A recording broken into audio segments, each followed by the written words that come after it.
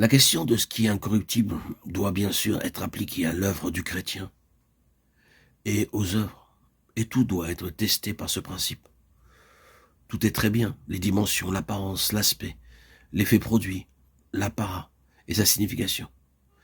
Mais qu'en est-il de ce qui est essentiellement valeur intrinsèque? Dieu ne juge pas une chose à son apparence ou par sa taille, selon ce qui se voit, ni par les effets immédiats produits par les moyens et par les méthodes des hommes. Dieu regarde autre chose. Ses yeux sont semblables à une flamme. Et il regarde à l'intérieur, désirant trouver la mesure de ce qui est incorruptible, et qui ne passera pas en une semaine, un mois, une année, ou en quelques années, mais qui ira de l'avant et paraîtra de nouveau dans l'éternité. Il recherche cela. Il y a deux sortes de commencements, savez-vous, celui de l'homme et celui de Dieu. L'homme commence habituellement avec de grands espaces, avec un grand bâtiment, des machines, de la publicité, des structures et ainsi de suite. C'est ainsi que l'homme commence habituellement quand il va faire quelque chose pour Dieu. C'est une tendance, c'est notre manière de faire. Nous pouvons l'argumenter en disant que Dieu est digne de quelque chose de grand. C'est la manière d'agir de l'homme. Dieu n'agit pas ainsi, et cela ne l'a jamais été.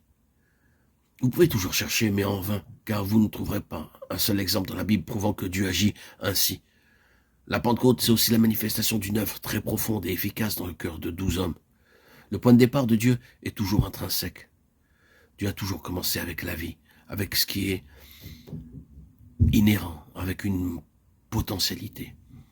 Les œuvres de l'homme se terminent habituellement avec seulement un petit pourcentage de valeur permanente. Ce que Dieu commence se termine toujours avec un pourcentage maximum de valeur éternelle. Mais les commencements de Dieu semblent si petits, ils paraissent si peu. Il en est de même avec une graine. C'est une petite chose, une chose insignifiante.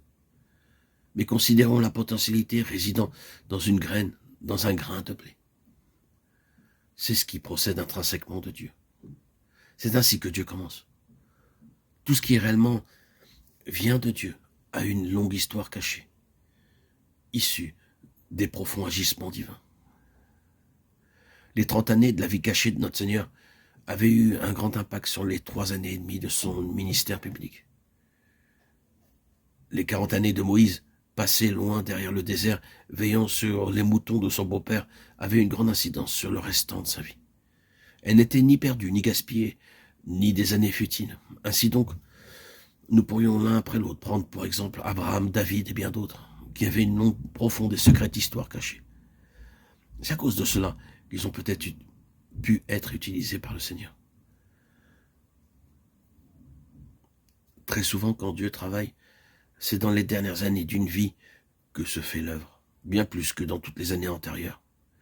Cela ne signifie pas que les années qui ont précédé ont été peu importantes, n'ayant eu que peu de valeur. Cela signifie que Dieu a travaillé pour obtenir des valeurs intrinsèques et qu'au terme d'une existence, ces valeurs se manifestent.